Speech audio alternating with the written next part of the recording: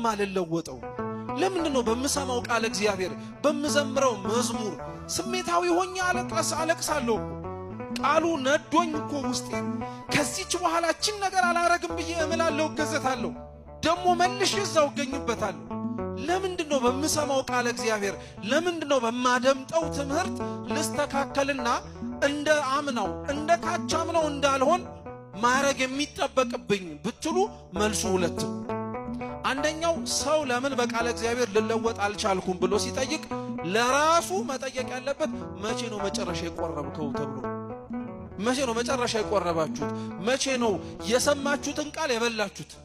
መቼ ነው ያደመጣችሁትን ቃል የጠጣችሁት? ግድ ነው ሰው በሚሰማው የሚለወጠው ተግባሩ የሚጠይቀውንም ጭምር ማድረግ ሲችል። ሁለተኛው ለምንድነው ሰው በሚሰማው ቃል እግዚአብሔር ሊለወጥ የማይችለው? ቃል እግዚአብሔር ዕውቀት ብቻ አይደለማ ሕይወትም ጭምር ይጠይቃል። ትዝ ይላችኋል የማቴዎስ ወንጌል ምዕራፍ 18 ላይ አንድ ባለጸጋ ወደ ክርስቶስ ቀርቦ የዘላለም ሕይወትን እንዲወርስ ምን ማድረግ እንደሚጠበቅበት ጠየቀው እና ክርስቶስ ትእዛዛቱን ጠብቃሉ። አትግደል፣ አታመንዘር፣ አትስረቅ፣ በሐሰት አትመስክር፣ አባትህን እናትህን አክብር፣ የባልንጀራህን ቤት አትመኝ፣ ባልንጀራህንም እንደራስ አድርገህ ውደዳል።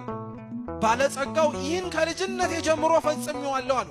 የሰማውን ያዳመጠውን ኑሮው ተብሎ የተሰበከውን ኑሮት ነበር። ዛሬ ከኛ መካከል ይሄ ሁሉ መምህራን እየተለዋወጠ ይሄ ሁሉ ዘማሪያን እየመጣ እየተሰበክን ምኑ በሰማነው የተለወጥነው ነገር ይኖር ይሆን? ምኑ ባደመጥነው የተስተካከለ ነገር የመጣልን ይሆን? አብዛኞቻችን ባይባልም ክርስቲያኖች ለተወሰንን ሰዎች ቃል እግዚአብሔር የዕውቀት ጉዳይ ብቻ ሆኖብናል።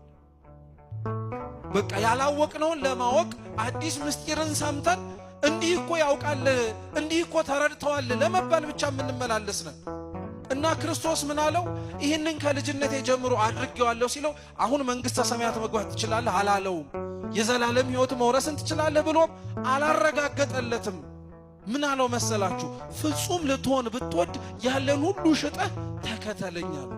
ራስህን ባዶ አርግ አለው። ቃል እግዚአብሔር ራስን ባዶ ማድረግ ይጠይቃል። ክርስቲያኖች የምንሰማውን ቃል እግዚአብሔር ሌላ ነገራችንን ደባልቀን አናዳምጠው። ለኛ እንዲመቸንና እንዲስማማን አድርገን አንተርጉመው። አብዛኞቻችን መለወጥ ያቃተን መስተካከልም በየዓመታቱ የከበደን መስማቱን እንሰማዋለን፣ ማድመጡንም እናደምጠው ይሆናል።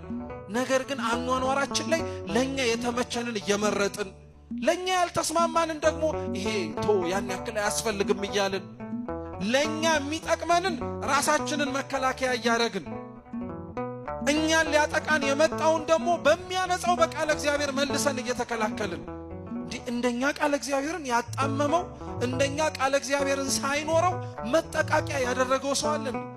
በዚህ ጊዜ ላይ እኮ ሰው ጥቅስ እየጠቀሰ ቅዱሳት መጻሕፍትን እየመዘዘ ሰዎችን አስተምሮ ወደ ቃል እግዚአብሔር ከሚያመጣው ይልቅ የራሱን በደል አምኖ ንስሐ ከሚገባው ይልቅ በደልና ክፋቱን ለመከላከል ሌላውን ደግሞ ለማሸማቀቂያ እኮ ነው የሚጠቀሙ። ሁላችንም በምንጠቀማቸው በየማህበራዊ ሚዲያ ስሞቻችን እንትና የድንግል ልጅ፣ እንትና የአርሴማ ልጅ፣ እንትና የኢየሱስ ልጅ እያልን እኛው ራሳችን አይደለ ክብረ ክህነቱን የምናቀለው? እኛው ራሳችን አይደለ ጥቅስ እየጠቀስን አባቶቻችንን፣ ወንድሞቻችንን፣ እህቶቻችንን ክርስቲያን የሆነውን በሙሉ ሰድበን ለሰዳቢ የሰጠነው ማንን? እኛው ራሳችንን። የሰማነው ቃል እግዚአብሔር ልንለወጥበት ያልቻልነው እኛው ራሳችን መጀመሪያ መለወጥም አልፈለግንም፣ ሌላውን ነው መለወጥ የፈለግነው። የእግዚአብሔር ቃል ደግሞ እንዲህ አይሰራም። መጀመሪያ ራስ ነው መስተካከል ያለበት።